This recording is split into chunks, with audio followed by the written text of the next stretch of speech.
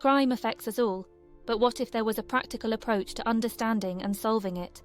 Enter left realist criminology, a perspective that combines theory with real-world solutions.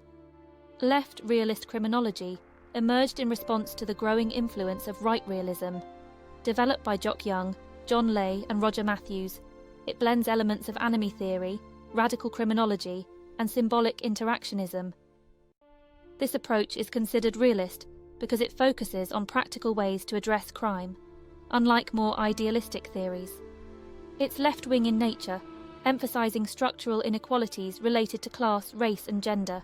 At its core, left realism acknowledges the significant impact of crime on society, particularly on vulnerable groups like the poor, ethnic minorities, and women. It criticizes earlier Marxist approaches by pointing out that working-class street crime often victimizes the working class itself. This led left realists to focus on these ordinary crimes that most concern working-class people.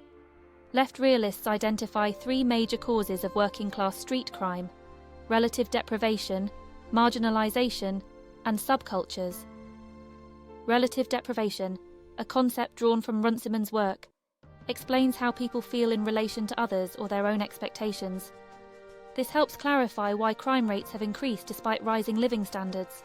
Media and advertising have elevated everyone's material expectations, creating a sense of deprivation even in a wealthier society. Subcultures are seen as collective responses to relative deprivation. Drawing on Cohen's theory of status frustration, left realists explain how some subcultures, lacking legitimate opportunities, turn to crime to achieve mainstream goals of material wealth. Marginalization occurs when groups lack the power or resources to fully participate in society. Without clear goals or representative organizations, marginalized groups like unemployed youth may express their frustration through violence, having no access to legitimate political means. Left realists propose a multiple etiology approach, recognizing that crime results from various factors, including formal and informal rules, offender actions, victim reactions, and state responses. They advocate for community-based solutions involving multiple agencies working together.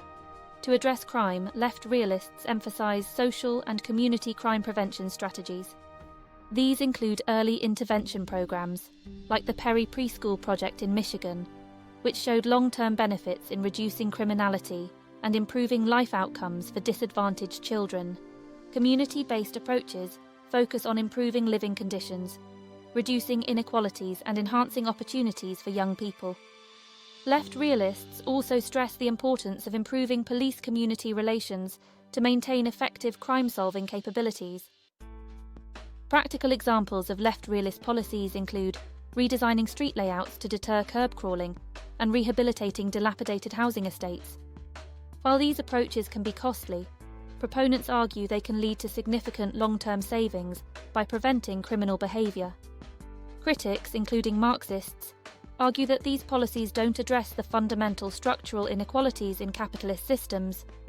Others, like Michel Foucault and David Garland, view these strategies as forms of surveillance and control rather than genuine social change.